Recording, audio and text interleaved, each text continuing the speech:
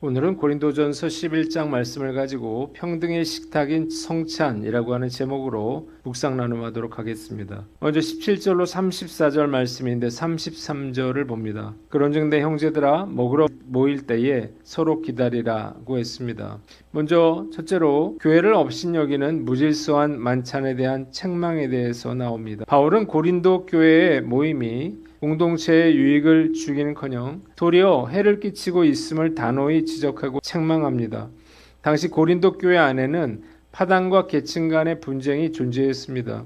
이로 인해서 함께 모여 애찬을 나눌 때에 부유한 자들은 먼저 와서 자신들의 음식을 배불리 먹고 술에 취한 반면에 생업으로 늦게 도착한 가난한 노동자들은 굶주려야만 했습니다. 이는 가난한 형제들을 부끄럽게 만들고 하나님의 교회를 멸시하는 행위이므로 결코 칭찬받을 수 없는 일이었습니다. 두 번째, 23절로 26절 주께 받은 성만찬의 기원과 본질적 의미에 대해서 나옵니다. 바울은 성찬이 그가 주님께 직접 받아 전한 거룩한 전통이라고 말합니다. 예수께서 잡히시던 밤에 떼어주신 떡은 우리를 위해 찢기신 주님의 몸이며 잔은 주님의 피로 세운 새 언약입니다. 그러므로 성도가 떡과 잔을 먹고 마실 때마다 개인의 배를 채우는 것이 아니라 주님이 다시 오실 때까지 그분의 대속적인 죽으심을 온 세상에 선포해야 하고 주의 만찬은 바르게 행해져야 하는 것입니다. 세 번째, 27절로 32절 말씀, 분별 없는 성찬 참여에 대한 엄중한 심판과 징계가 나옵니다. 바울은 그리스도의 몸된 형제를 배려하지 않고 분열을 조장하면서 성찬에 참여하는 자는 주님의 몸과 피를 범하는 죄를 짓는 것이라 말합니다. 주님의 몸을 분별하지 못하고 합당하지 않게 먹고 마시는 행위는 스스로 하나님의 심판을 자초하는 일이에요. 고린도 교회 안에 악한 자와 병든 자가 많고 죽은 자가 적지 않은 것은 바로 이 무질서에 대한 주님의 엄한 징계입니다. 그러나 이 징계는 성도가 세상과 함께 최종적인 정죄를 받지 않게 하시려는 하나님의 보호 조치였습니다. 네 번째, 33절로 34절 말씀, 공동체 화평을 위한 구체적인 지침과 권면에 대해서 나옵니다. 바울은 성찬과 애찬을 위해서 모일 때에는 신분과 형편의 차이를 불문하고 반드시 서로를 기다려주라고 말합니다. 만약 배고픔을 참지 못해 공동체의 영적 질서를 깨뜨릴 것 같다면 차라리 집에서 먼저 식사를 하고 오라고 말합니다. 그리하여 교회의 모임이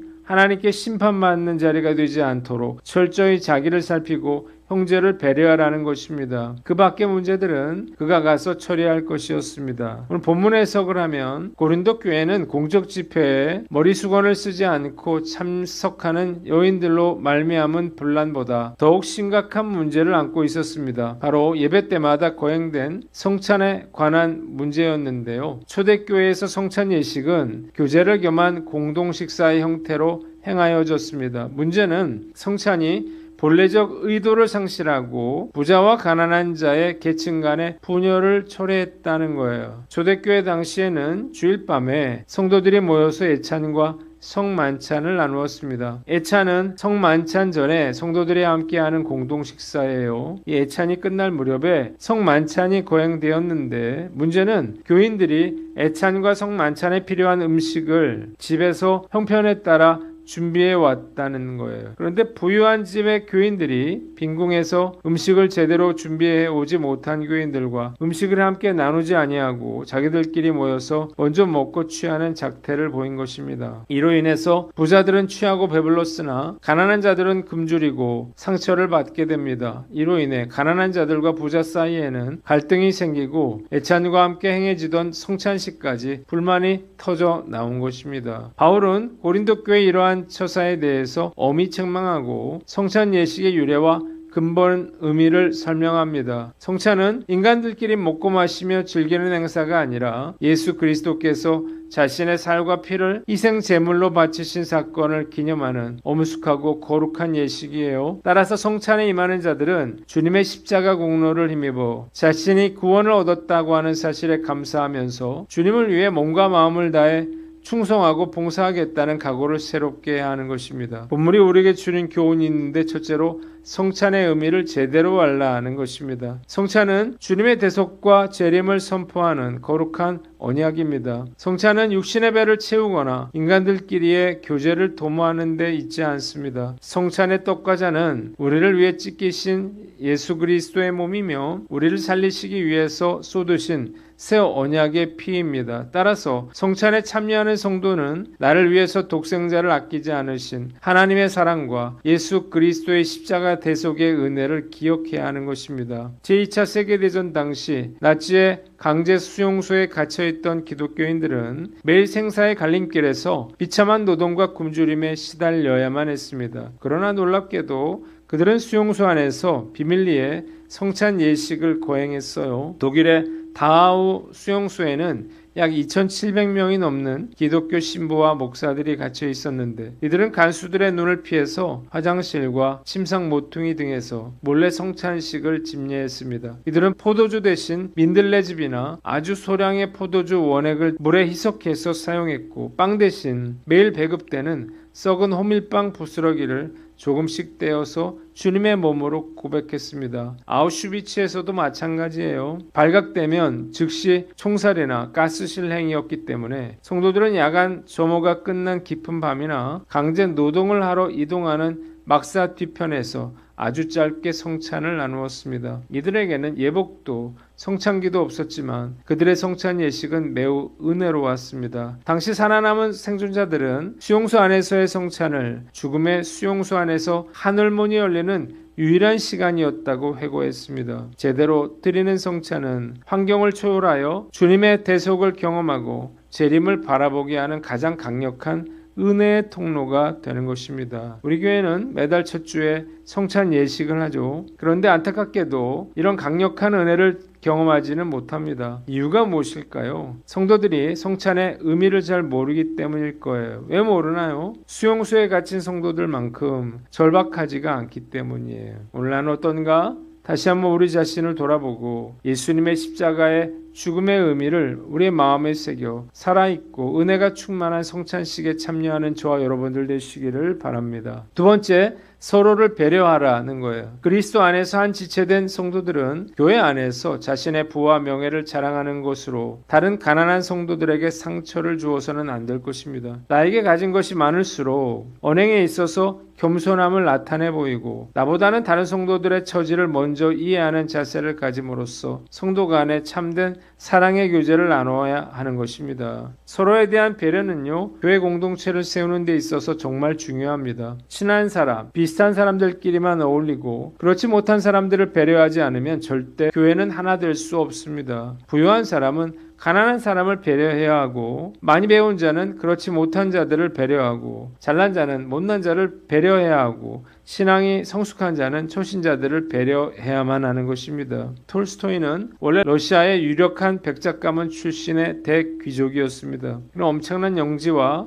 수많은 농노를 거느린 부유한 지배계층이었으나 예수 그리스도의 산상수훈 말씀에 깊은 영적 감명을 받은 후에 자신의 귀족 신분과 기득권을 과감하게 내려놓습니다. 그는 화려한 마차와 귀족의 저택을 과감하게 버렸고 자신이 거느리던 농민들과 똑같은 거친 옷을 입고 직접 땀 흘려 구두를 꿰매며 가난한 이들의 눈높이로 완전히 내려가서 평생을 살았습니다. 그는 그의 저서와 소설을 통해서 시혜성 자선을 격렬하게 비판하고 혐오했습니다. 그는 부자가 높은 곳에서 가난한 자에게 돈 몇 푼 던져주는 자선은 자비가 아니다. 그것은 자신의 영적 죄책감을 대충 씻어보려는 위선이자 상대에게 더 큰 비참함과 모욕을 주는 잔인한 행위일 뿐이라 라고 말했습니다. 상대방과 동등한 위치에 서서 진심으로 아픔을 공유하고 공감하지 않는 베품은 무례하게 느껴질 수 있는 것입니다. 위에서 아래를 내려다보는 우월한 시선을 거두어야 합니다. 낮은 자리로 임하셨던 그리스도의 마음을 품고